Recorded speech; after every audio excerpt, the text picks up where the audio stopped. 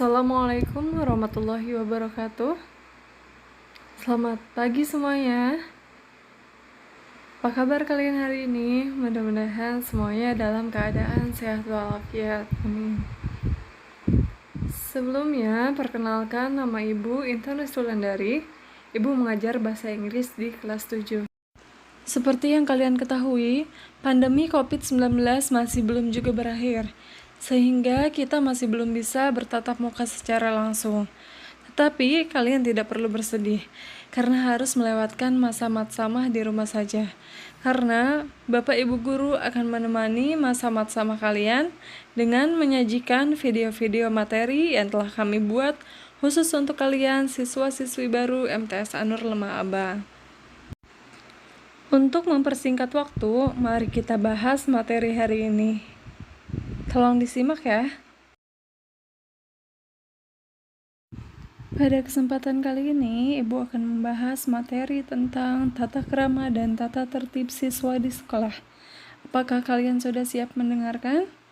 Jika sudah siap, silakan simak penjelasan video berikut ini. Kita sebagai warga Indonesia harus berbangga hati. Karena apa? Karena negara Indonesia itu terkenal dengan keramah tamahan warganya. Maka dari itu, sejak dini, kalian harus menanamkan tata krama yang baik, dimulai dari lingkungan keluarga, lingkungan sekolah, dan juga lingkungan masyarakat. Nah, sekarang, apakah kalian tahu apa arti dari tata krama? Dan apa sih manfaatnya untuk diri kita? Yuk, kita bahas bersama-sama. Oke, yang pertama kita akan bahas tentang pengertian tata krama itu sendiri. Tata krama berasal dari dua kata, yaitu yang pertama tata dan yang kedua krama. Tata berarti adat, aturan, atau norma, sedangkan karma berarti sopan santun, tindakan, atau perbuatan. Dalam kehidupan sehari-hari, kita biasa mengenal tata krama dengan istilah adab sopan santun. Selanjutnya yaitu manfaat dari tata krama. Penerapan adab sopan santun dapat mendatangkan sejumlah manfaat untuk kehidupan manusia, yaitu diantaranya yang pertama, menciptakan kehidupan damai, aman, dan tentram. Yang kedua, memperkuat jalinan kerukunan antar manusia. Yang ketiga, menghindari munculnya konflik. Yang keempat, mempermudah pergaulan. Nah, banyak sekali kan manfaat dari tata krama.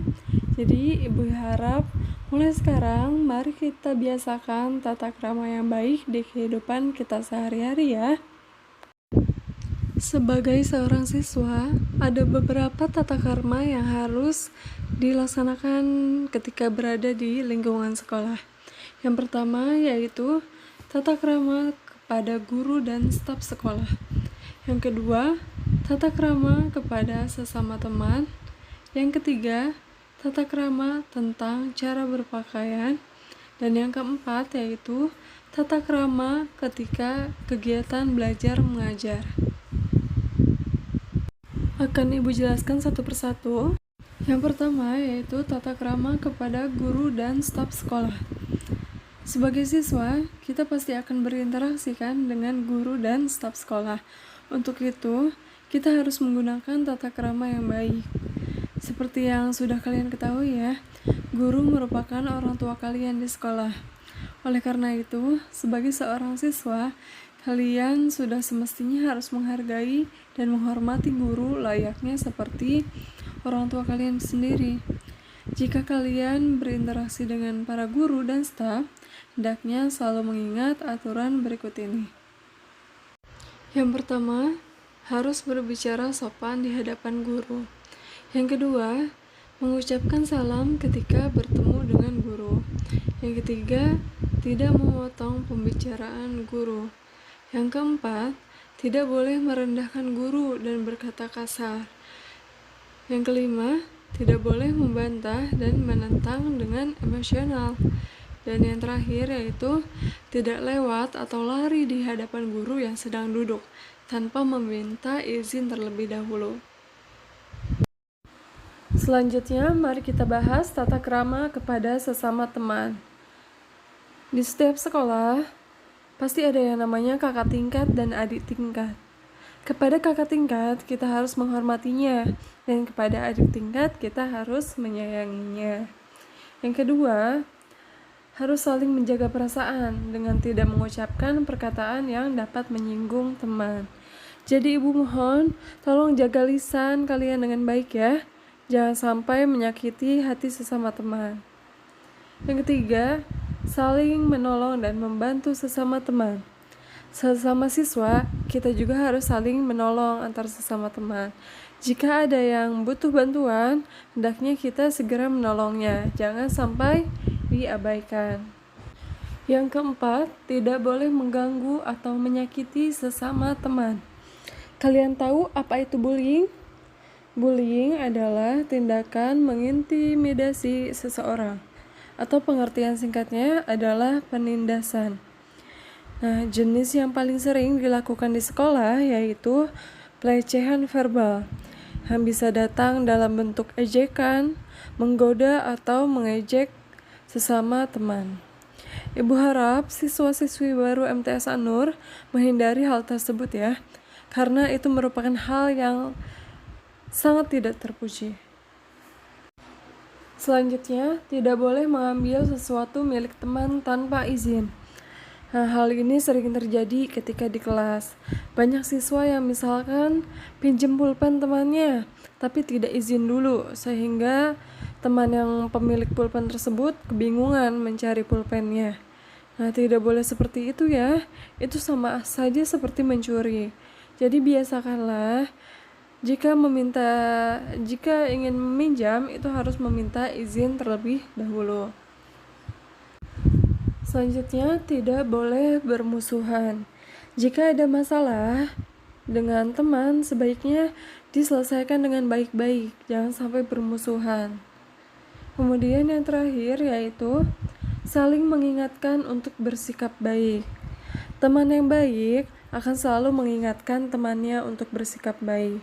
Jika teman kita melakukan kesalahan, hendaknya diberikan nasihat baik-baik agar tidak diulangi lagi.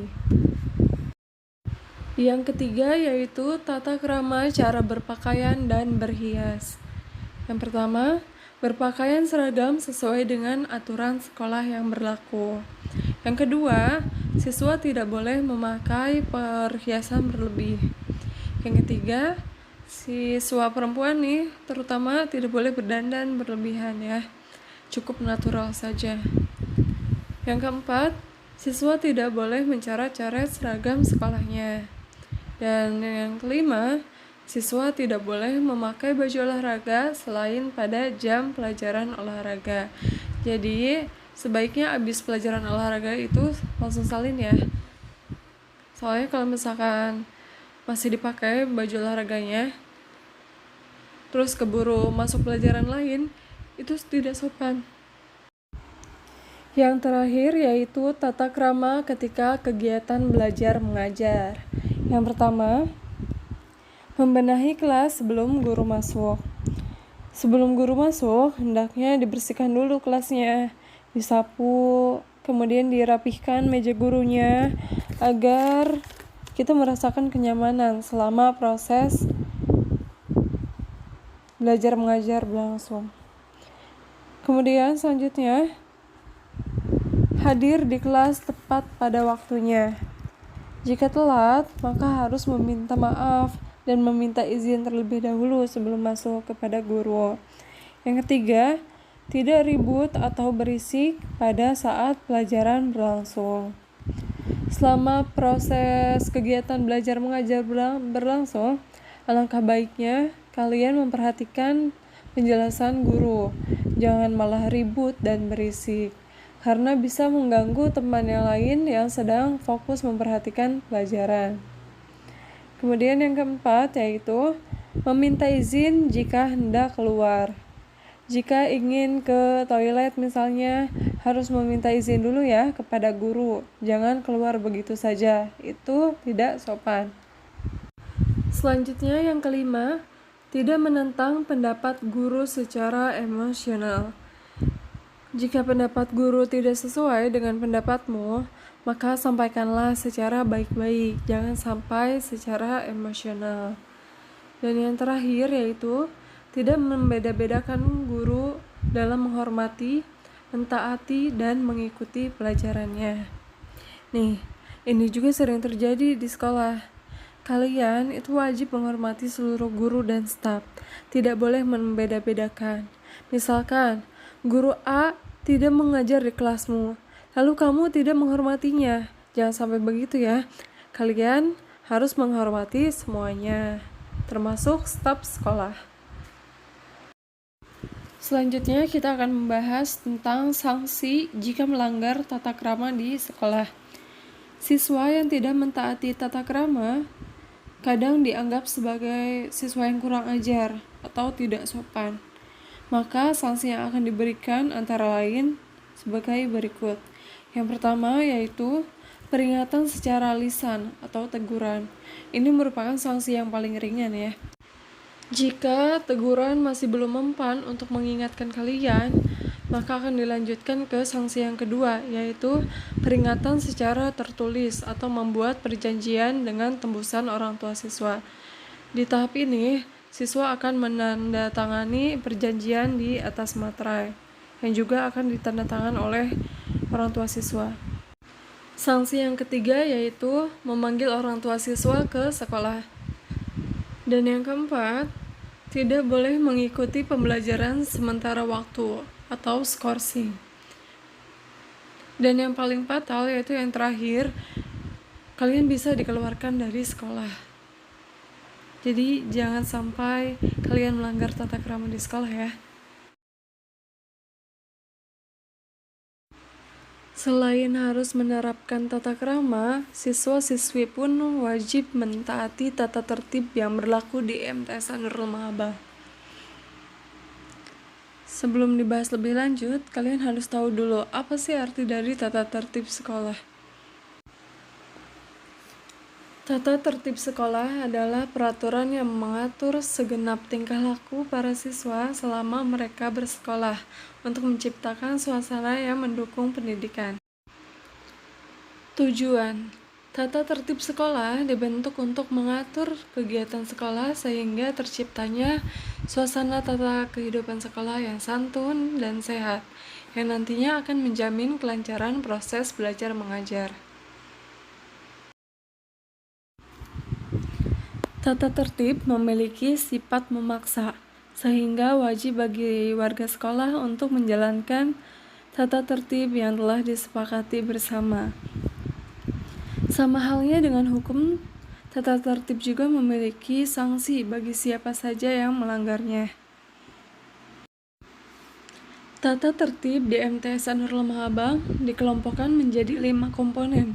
Yang pertama yaitu kehadiran, kedua seragam, 3 tata rias, keempat kepribadian, dan yang kelima tentang kegiatan belajar mengajar. Berikut ini merupakan komponen pertama, yaitu tentang kehadiran. Ada 6 jenis pelanggaran di sana dan poin yang akan kalian dapatkan ketika melanggarnya.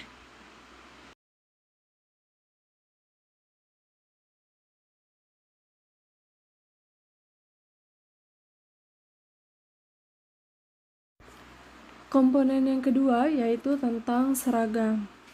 Silahkan kalian baca dan pahami baik-baik isinya.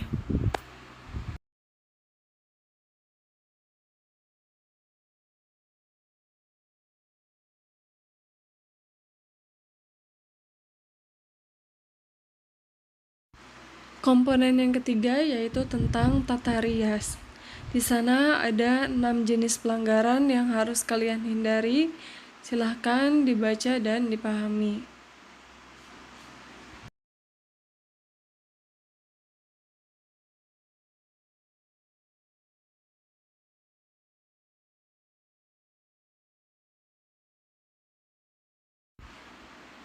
Komponen yang keempat yaitu tentang kepribadian. Ada banyak sekali jenis pelanggaran di komponen ini, sehingga ibu membuatnya menjadi 2 slide. Silakan dibaca.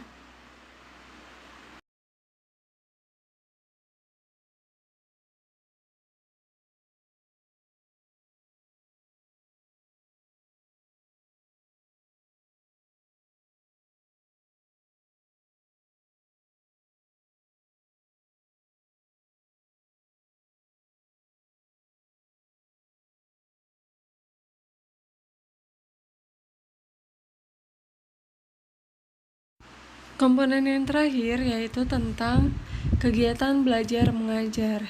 Ada banyak sekali jenis pelanggaran, silahkan kalian baca dan pahami.